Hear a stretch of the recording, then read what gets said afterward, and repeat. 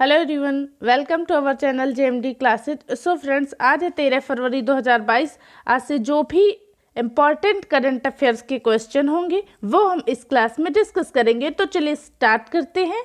आज का first question है, ऑस्ट्रेलिया ने हाल ही में किस प्रजाति को लुप्त प्राय के रूप में नामित किया है? तो इसका करेक्ट आंसर है कोआला।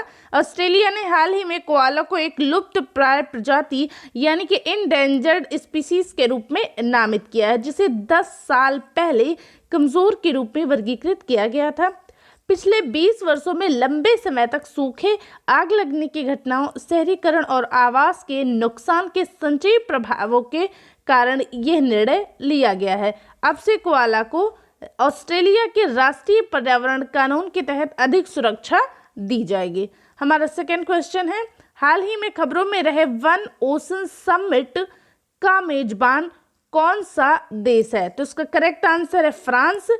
फ्रांस द्वारा संयुक्त राष्ट्र और विश्व बैंक के सहयोग से वन ओशन समिट का आयोजन किया जा रहा है। भारत ने high ambition coalition and biodiversity beyond national jurisdiction की फ्रांसीसी पहल का समर्थन किया है। प्रधानमंत्री मोदी इस सम्मेलन में भाग ले रहे हैं और मोदी जी ने कहा भी है कि भारत सिंगल यूज प्लास्टिक को खत्म करने के लिए प्रतिबद्ध है। ठीक है, नेक्स्ट क्वेश्चन है, बेलारूस जो है वो किस सागर से घिरा हुआ है? तो इसका करेक्ट आंसर है कि बेलारूस की कोई समुद्री सीमा है ही नहीं। क्यों? क्योंकि बेलारूस जो है वो एक लैंड लॉक्ड कंट्री है। ठीक है, बेलारूस पूर्वी यूरोप में एक भूमि से घिरा हुआ देश यानी कि लैंड लॉक्ड कंट्री है। इसकी सीमा पूर्व और उत्तर पूर्व में रूस से मिलती है, दक्षिण में यूक्रेन, पश्चिम में पोलैंड और उत्तर पश्चिम में लिथुआनिया और लातविया से लगती है। ठीक है, रूस और बेलारूस ने यूक्रेन के साथ बेलारूसी सीमा के पास संयुक्त सैन्य अभ्यास शुरू किया है। हमारा अगला क्वेश्चन है, केंद्र सरकार ने हाल ही में विदेशों से किस चीज के आयात पर प्रतिबंध लगा दिया है? तो इसका करेक्ट आंसर है विदेशी ड्रोन। केंद्र सरकार ने हाल ही में ड्रोन के आयात पर प्रतिबंध लगा दिया है। आपको बता दें कि यह प्रतिबंध 9 फरवरी 2022 से लागू हो गया है। इसका अर्थ ये हुआ कि अब विदेशों से ड्रोन नहीं खरीदे जाएंगे। हालांकि रिसर्च डेवलपमेंट, डिफेंस और सुरक्षा के उद्देश्य से ड्रोन का आयात हो सकता है। केंद्र सरकार का कहना है कि इससे देश में ही ड्रोन मैन्युफैक्चरिंग को बढ़ावा मिलेगा। ठीक है, अगला क्वेश्चन है, विश्व रेडियो दिवस वर्ल्ड रेडियो डे कब मनाया जाता है? तो इसका करेक्ट आंसर है 13 फरवरी को। 13 फरवरी को इस दिन को यानी कि 13 फरवरी को 2011 में यूनेस्को के सदस्य राष्ट्र द्वारा घोषित किया गया था और 2012 में संयुक्त राष्ट्र महासभा द्वारा अंतर्राष्ट्रीय दिवस के रूप में अपनाया गया था। आज एक और इम्पोर्टेंट दिवस भी है, कौन सा है तो देख लेते हैं। भारतीय राष्ट्रीय महिला दिवस, इंडियन नेशनल वुमेन्स डे, वो कब मनाया जाता है? तो वो भी मनाया जाता है 13 फरवरी को। भारतीय राष्ट्रीय महिला दिवस हर साल 13 फरवरी को सरोजनी नायडू की जयंती के उपलक्ष्य में मनाया जाता है। इस वर्ष राष्ट्र उनकी 143वीं जयंती मना रहा है। किसकी? सरोजनी नायडू की। इनका जन्म 13 फरवरी 1879 को हुआ था। वो अपनी कविताओं के कारण अपने उपनाम नाइटिंगेल ऑफ इंडिया या भारत कोकिला के लिए प्रसिद्ध थी। सरोजनी नायडू को साहित्य में उनके योगदान के लिए दुनिया भर में जाना जाता है। ठीक है, हमारा नेक्स्ट क्वेश्चन है, भारत अफ्रीका संबंध चेंजिंग होराइजन्स नामक एक नई पुस्तक किसके द्वारा लिखी गई? तो याद रखना, भारत अफ्रीका संबंध चेंजिंग होराइजन्स नामक जो पुस्तक है वो लिखी है राजीव कुमार भाटिया जी ने। ये पुस्तक भारत अफ्रीका साझेदारी के सभी महत्वपूर्ण आयामों में विस्तृत अन्वेषण भी प्रदान करती है। पुस्तक ऐतिहासिक पृष्ठभूमि और साझा औपनिवेशिक अतीत का वर्णन करती है ताकि भारत अफ्रीका जुड़ाव के विकास पर ध्यान केंद्रित किया जा सके और इसे प्रासंगिक बनाया जा सके। ठीक है, हमारा अगला क्वेश्चन है, प्राकृतिक खेती को बढ़ावा देने के लिए जीवा कार्यक्रम की शुरुआत किसके द्वारा की गई है? तो जीवा प्रोग्राम स्टार्ट किया गया है नाबार्ड के द्वारा। ठीक है, राष्ट्रीय कृषि और ग्रामीण विकास बैंक यानी कि नाबार्ड ने 11 राज्यों में अपने मौजूदा वाटरशेड और बॉडी कार्यक्रमों के तहत प्राकृतिक खेती को बढ़ावा देने के लिए जीवा कार्यक्रम शुरू किया है।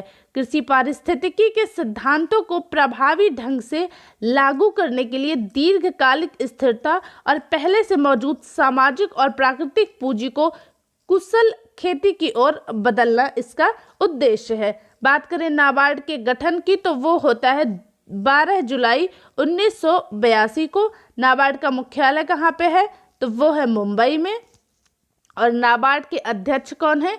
गोविंदा राजुलू चिंताला। ठीक है, हमारा अगला क्वेश्चन है, हाल ही में किस राज्य सरकार ने उच्च शिक्षा का विस्तार करने के लिए ब्रिटिश काउंसिल के साथ समझौता किया?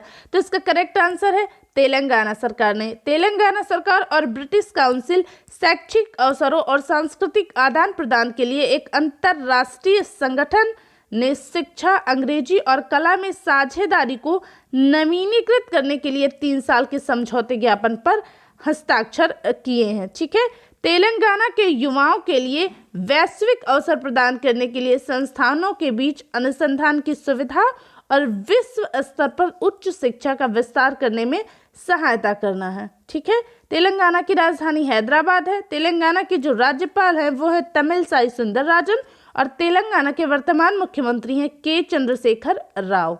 हमारा नेक्स्ट क्वेश्चन है, टाटा सन्स के नए अध्यक्ष कौन बनाए गए हैं? तो इसका करेक्ट आंसर है N Chandrasekaran. Tata Sons Private Limited के बोर्ड ने दूसरे 5 साल के कार्यकाल के लिए कंपनी के कार्यकारी अध्यक्ष के रूप में एन चंद्रशेखरन को फिर से नियुक्त कर दिया है। अध्यक्ष के रूप में चंद्रशेखरन का वर्तमान कार्यकाल फरवरी 2022 के अंत में समाप्त होना था। वो 2016 में टाटा सन्स के बोर्ड में शामिल हुए और 2017 में अध्यक्ष के रूप में उन्होंने पदभार संभाला था। किन्होंने? एन चंद्रशेखरन ने। ठीक है, हमारा नेक्स्ट क्वेश्चन है, द इकोनॉमिस्ट इंटेलिजेंस यूनिट के अनुसार 2021 में डेमोक्रेसी इंडेक्स की वैश्विक रैंकिंग में भारत किस स्थान पर है? तो इसका करेक्ट आंसर है 46वें स्थान पर है भारत। ठीक है, 9.75 के उच्चतम स्कोर के साथ नार्वे इकोनॉमिस्ट इंटेलिजेंस द्वारा डेमोक्रेसी इंडेक्स 2021 में सबसे ऊपर है। तो नार्वे जो है वो फर्स्ट रैंक पे है।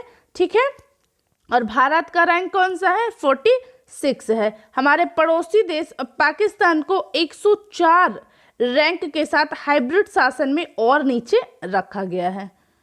आगे चलते हैं, इकोनॉमिस्ट इंटेलिजेंस यूनिट का मुख्यालय कहाँ पे है? तो वो लंदन में है, यूनाइटेड किंगडम में। स्थापना होती है 1946 में और इकोनॉमिस्ट इंटेलिजेंस यूनिट के एमडी हैं रॉबिन व्यू। ठीक है, हमारा नेक्स्ट क्वेश्चन है, HIV के सह खोजकर्ता एवं नोबेल विजेता रहे किस वैज्ञानिक का हाल ही में निधन हो गया है? तो इसका करेक्ट आंसर है ल्यूक मॉन्टेग्नियर का।